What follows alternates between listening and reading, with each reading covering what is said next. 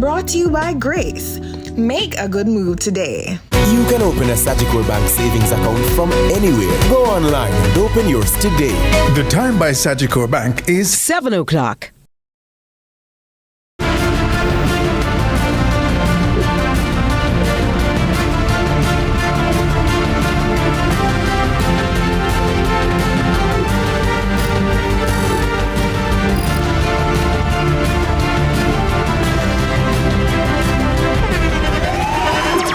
The internationally acclaimed On Stage with Winfred Williams. At a new time, Saturdays at 8 p.m. on CVM TV. So much more than entertainment.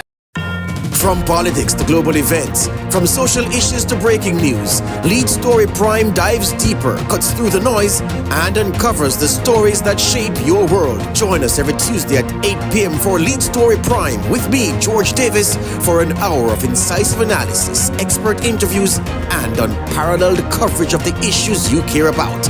Lead Story Prime, your front row seat to the most compelling discussions. Lead Story Prime, where the truth comes first. Only on CVM TV. In a world where innovation meets tradition, agriculture is evolving like never before. From the latest sustainable farming technologies to age-old practices passed down through generation, agriculture is precious to me. I love the animals. I don't mind getting my hands dirty. I love working. Join us right here on CVM TV every Sunday during news at 7 as we explore the people, the science, and the breakthroughs that are shaping the way we grow, eat, and live. You don't want to miss it. This is Farming Forward.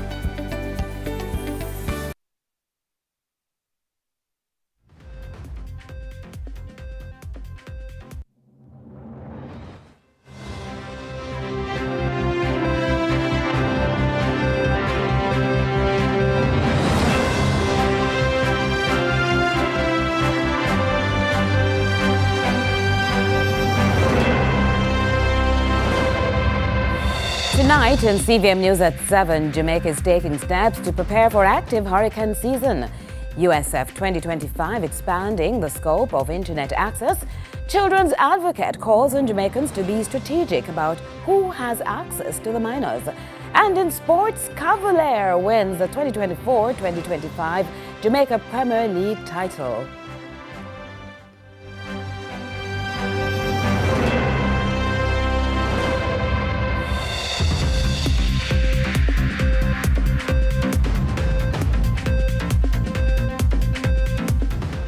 Hello from Kingston, Jamaica. This is CVM News at 7 for Saturday, May 24, 2025.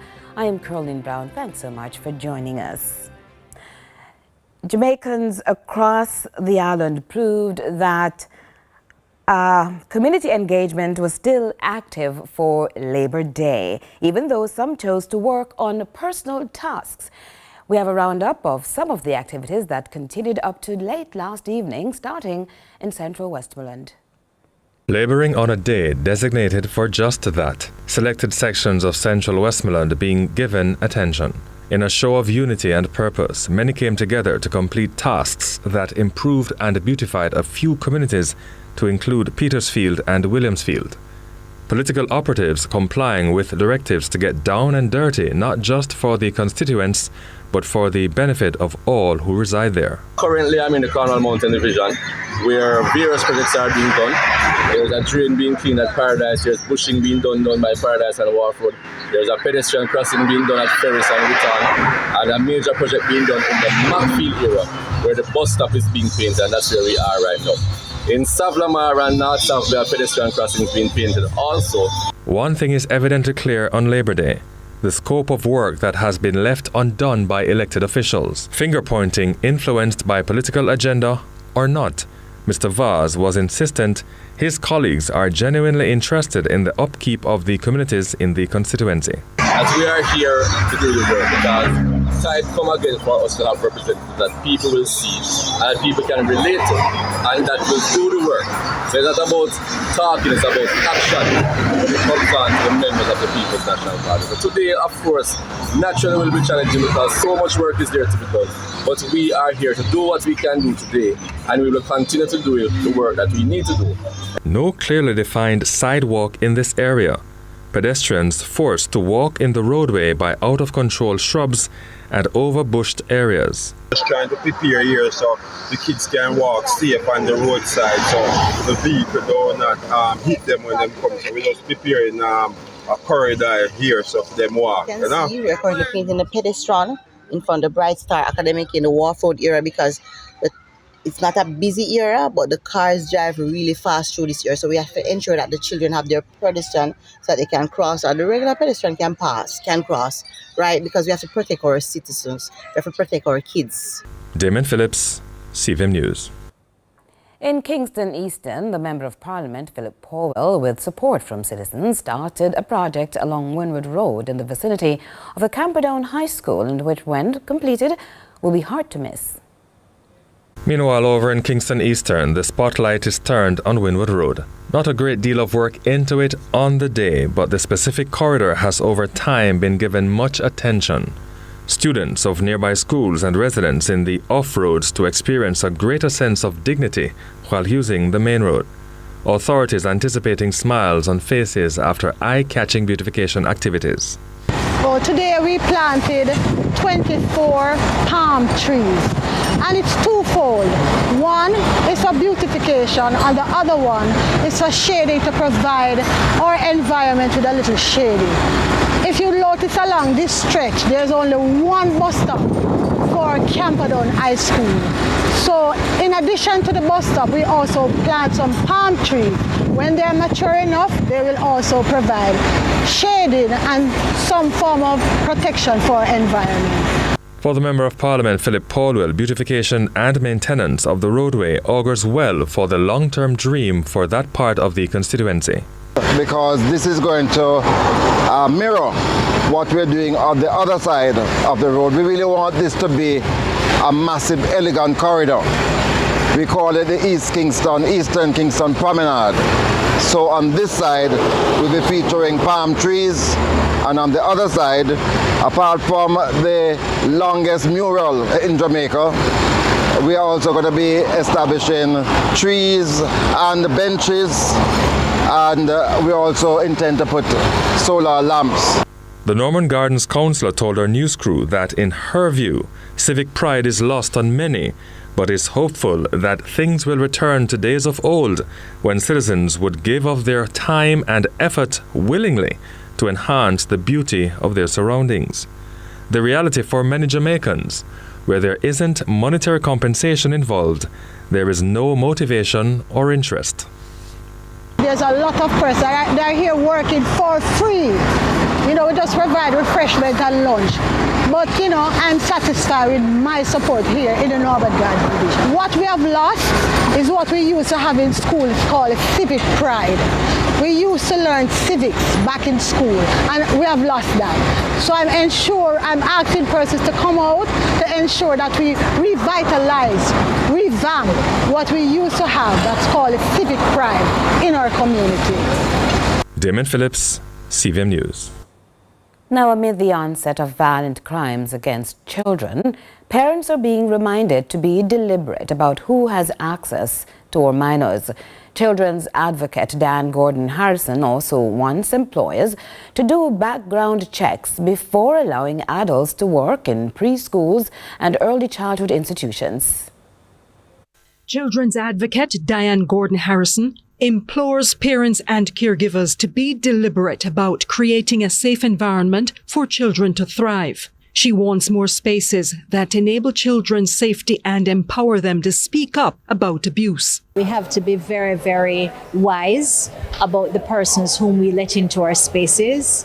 We have to be very strategic about who has access to our children, and to ensure that they have the best intentions and that they have been vetted by us, for our children to understand that even when we go the extra mile to create what we think is a safe environment, our children are empowered to speak to us, to share anything that may seem or feel uncomfortable to them, so that we can take preventative steps ahead of time, because what we want is to prevent and not to be responding to after a child has been. Gordon Harrison believes individuals employed to early childhood institutions and preschools have a part to play as well. She thinks the recruitment process is critical and that it should be part of a deliberate attempt to maintain children's safety at school. Consequently, she encourages recruiters to gain access to the sex offenders registry in order to minimize the risk of exposing children to abusers. When early childhood institutions, for example, are recruiting staff, it's not just about a paper qualification. It's not just about an appearance to say, oh, they're friendly and so they'll connect well with little ones who are going to early childhood institutions. But it's about doing very thorough background checks. Very topical now is the sex offenders registry and the fact that it's closed. But what is true is that it is not closed to someone who has a very credible and justifiable reason for seeking access. She asserts thorough checks need to be done to detect convicts before allowing them to work with children. When you're recruiting prospective staff, contact the registry. Find out if John Brown, who has applied to work in your institution, is a registered sex offender, because if he is, that means that he's someone that you would exclude from exposing to people's children. So too for Mary Ellen. Find out if Mary Ellen is a convicted sex offender. And so that way we can ensure that we're having appropriate persons who are given direct access to some of our most vulnerable children. Angela Melville, CVM News. In recognizing 20 years of existence, the Universal Service Fund is accelerating the pace towards meeting social development goals through the provision of internet access to undeserved communities and sectors across the island, with a progress report on a number of initiatives at various stages of advancement. We hear more in this report. CEO of the Universal Service Fund USF, an agency under the Minister of Science, Energy, Telecommunications and Transport, Charlton McFarlane, who has been at the helm since January of this year, having previously been the head of the Registrar General's Department, in reflecting on 20 years of existence of the fund, suggested that the USF's performance in developing digital inclusion as a means of driving national development as mission critical to Jamaica's success. I can't think of any other point in our history as a people, as a nation, where an agency, an entity with the mandate, with the unique mandate of the Universal Service Fund would have been more important than it is today. Established in 2005 to improve and modernize community centers, the fit-for-purpose claim was clarified during a recent JIS think tank session in highlighting the fund's pivot to community Wi-Fi projects during COVID, when homeschooling and online commerce became essential. So far, we would have completed about 380 community Wi-Fi hotspots. In terms of impact, I can tell you that on a daily basis, we have an average 250,000 users on the community Wi-Fi sites. In terms of reach, our estimate is that we are reaching potentially over 700,000 persons on a daily basis. But of course, not everybody will connect per se. So our traffic is about 250,000. The USF is now looking towards the expansion of internet access to the agricultural sector as well. One agri-park is about 500 acres. No community access point, no community Wi-Fi, no single community Wi-Fi covers 500 acres. So this is a major undertaking of the USF. What's the value in that? The value in that is that our farmers will now be in a position to better monitor their farms, to better track their livestock. We know we have challenges with predial larceny and stuff like that. So all of this that we are doing with providing this connectivity is geared at improving and making more efficient how our farmers are able to manage within these agri-park zones. And transportation could be next. We are in procurement stage now for getting the infrastructure to put in place the Wi-Fi on our buses. We are looking to start with I think 120 buses that came last June, I believe, or something like that. And then I know June coming, I think there's another 100 buses, right? So we are looking to put the Wi-Fi on all of those buses, right? Which means that during transit, our commuters will have access to the internet. Craft markets is another area to benefit, making a surge in e-commerce for artisans a genuine possibility. Currently, the USF's community Wi-Fi program absorbs the cost of site maintenance and electricity. However, plans are also moving to improve efficiencies in that regard with solar generation. The spend so far, just for the community Wi-Fi, from 2020 to 2024, is approximately $680 million, right? That's for the community Wi-Fi. The public Wi-Fi for that same period is approximately $420 million. So we are talking over $1 billion would have been spent in the last 4 to 5 years to put this infrastructure in place right across the country. Joel Crosskill, CVM News. New amendments are coming for the Tobacco Control Act, but how soon is too soon for it to be enacted? Health Minister Dr. Christopher Tufton is proposing a transition period after the amendments, but not everyone agrees with the suggested timeline, as Shantae McNeil tells us. Health Minister Dr. Christopher Tufton says a 6 to 9 month transition period is being considered to implement changes under the amended Tobacco Control Act of 2020. Updates from Wednesday's Joint Select Committee indicate that the revised legislation will strengthen regulations around the sale and distribution of tobacco and related products. While some senators raised concerns about the transition window, arguing it may not give the public enough time to adjust, Dr. Tufton believes the timeline is adequate. Unless the issue is a contradiction of sorts to existing legislation or some other major technicality, I want to urge members to allow the process to make any tweaking of what is required as we go forward. In this instance, though, and this is my opinion, and I respect the opinion of others, I see no reason why anyone would be in the dark within a 6-month period, having passed the legislation or determined a date from when the 6 months would commence. However, Senator Kavon Gale called for an extension at least 1 year to allow wider public education and awareness. Because once the rules comes into effect, we have to treat with that which is prohibitive and that what is going to cause some people to fall out of line, and the penalties that are associated with it. And in my mind, when we are making these kinds of rules, people want to be aware of their scope of permissiveness. Senator Shireen Golding also agreed, noting that the live streaming of parliamentary debates and Senate gatherings don't always reach everyone. In the most robust debates in joint select committees, maybe you get 1,000 people or a few hundred people. So the public education part of this is going to be huge and necessary in order to put persons on notice that they have to observe the requirements of the provisions. The Jamaica Gazette is not something that the ordinary Jamaican looks at, or most probably don't even know about.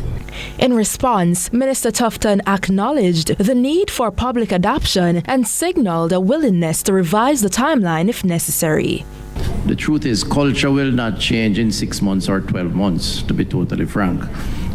What we need is for the rules to be instituted, people to be aware, and then behavioral change will gradually fall in. I still believe that 6 months is enough, but if the majority of the committee feels that we need to extend it, maybe we could add a few more months and go somewhere in the middle of 6 and 12. The proposed transition period has now shifted to 9 months, pending further parliamentary debate. Shantae McNeil, CVM News. Do stay with us. CVM News at 7 continues in a moment.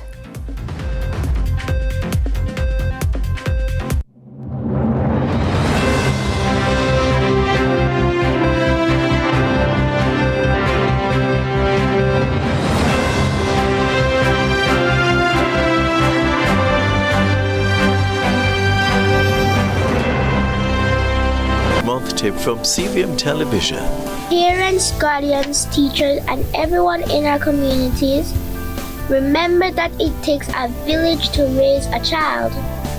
We want to be agents of change, and so it is your responsibility to equip us with the skills and knowledge that will enable us to take informed decisions about our well-being in our older years. That was the Child Month tip from CVM Television, read by Desha Mutahe. Hey everybody, I'm Yendi, and this is Odyssey with Yendi. In this space, we connect with some of your favorite people as they share their journeys. Here we have some unfiltered conversations as we deep dive into their inspirations, motivations, and experiences to inspire our own life journey. Brought to you by Grace. Make a good move today.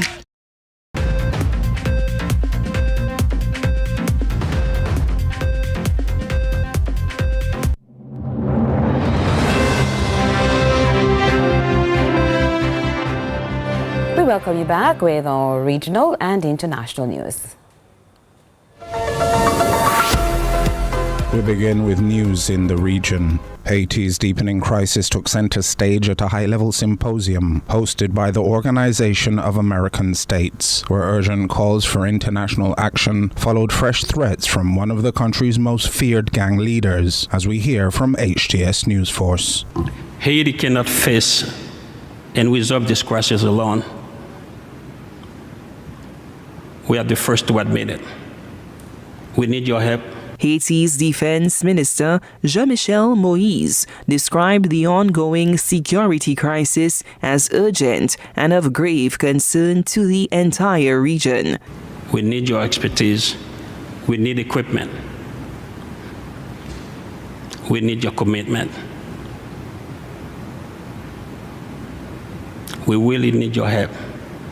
Haiti is in a very difficult situation.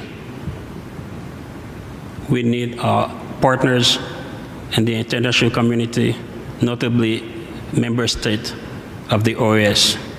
The OAS Symposium on Haiti's security crisis came just one day after a stark escalation in tensions as notorious gang leader and former elite police officer Jimmy Cherazé, known as Barbecue, urged residents of the Delmas 30 neighborhood in Port-au-Prince to allow armed men passage to overthrow Haiti's prime minister and the Transitional Presidential Council.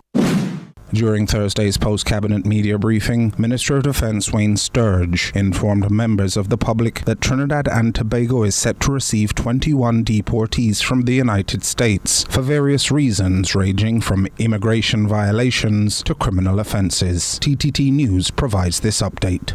With a view to ensuring that the debriefing and transition goes smoothly.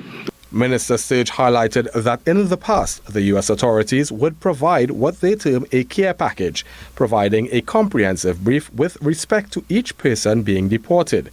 He indicated, however, attempts by state agencies were unsuccessful. We've asked the CDS and the PermSec to reach out to our U.S. counterparts with a view to having them swabbed for DNA, to have them fingerprinted, and to have a fuller brief prepared so that we know in advance what to anticipate. And if we had fingerprinting done, then we would know in advance whether there are persons with outstanding warrants and so on. He said the government has taken steps to ensure when the deportees arrive, they are swabbed, fingerprinted, and interviewed by members of the Trinidad and Tobago Police Service. He indicated that there are persons included in the 21 who were deported for immigration violations and will not be subjected to such scrutiny.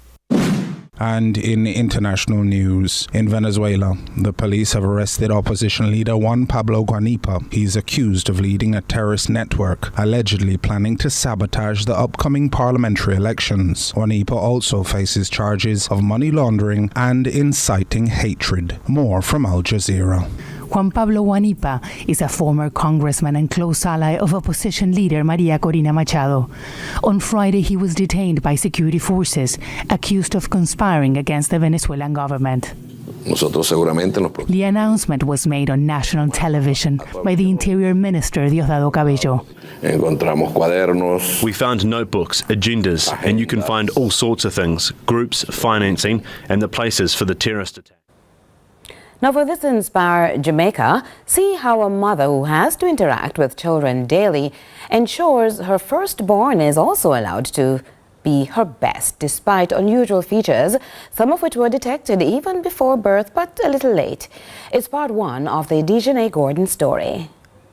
Reach out and touch somebody's hand. Make this world a better place if you can. 3 months into her first real paid job in the classroom, filling in as a trained teacher, Deborah K. Stewart found out she was going to be a mother. Well, while relaxing to take on this important role, she had one wish. And of course, when I was told that I am pregnant, I said, God, I hope it's a girl. 11 years later, Jeannie is just a fantastic child. I am so blessed to be her mom. People always asking me, why is it that you take pleasure dressing her up like this? I tell them that she's my gift, and of course, she enjoys every moment of it. And as a mom of a child with special need, I always tell my mommy that, Mommy, when she goes out, if they don't know that she has a need, then they will not know, because I'm not going to send her out there because first impression lasts. And at all times, I don't let her feel left out, not because she has a child disability. Person will not say, okay, her mommy dressed her up like this because of her disability. No, she's going to be that popping child. She's the popping child. Yes, she is the popping child. I love it. At all times, yes. I said you must always stand out. My name is Dejanay Gordon, and a little about myself is that I am physically challenged, so I can't walk very long because I have a hip problem. Dejanay is an exceptional child, a teacher's profile student. You see, she's bolstered cheek to cheek at home by the strength of 2 women, the younger surviving a first pregnancy complicated by emotional uncertainties. The doctors were not clear. They were just sending me to do a lot of tests. They wouldn't say anything. But then there are some days when I go to the clinic, they would say the baby's not moving. Some days they were wondering if I was even pregnant, because some days, no movement.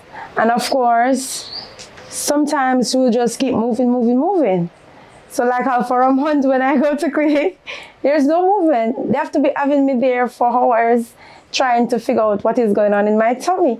And of course, when they did figure it out, it was close to birth that they said it to me. What did they figure out? They said that the baby will born with some abnormality? Yeah, or I think that's not even what they said. They were just describing what she would look like when I give birth. And what was that description? So at one point they said, I know you're young, but you will realize that there will be 2 splits and her legs will turn. All right. So they didn't give me a name. They didn't give me anything at that time. And then I was worried because I was at my first child, being so young. How old are you? I was 23 when I gave birth. Yeah, I was 23. So you were naturally worried. Yeah. What did you what did you discuss this with your mom? Well, my mom is a praying woman, So she's always praying. She just said, don't worry about stuff. You will be fine. Yeah, but I was worrying because I don't know what it was. So at one point, I remember I went to the clinic and the nurse said, nothing to scare you, but do you know what I think basically she was basically saying the spit will look like a rabbit. And I was like, a rabbit? That was scary at the moment. And then she said, no, I'm just explaining. Don't be surprised, no. Don't be scared, all right? But then I trust God. When she was born, I did C-section. The nurse showed me her. And of course,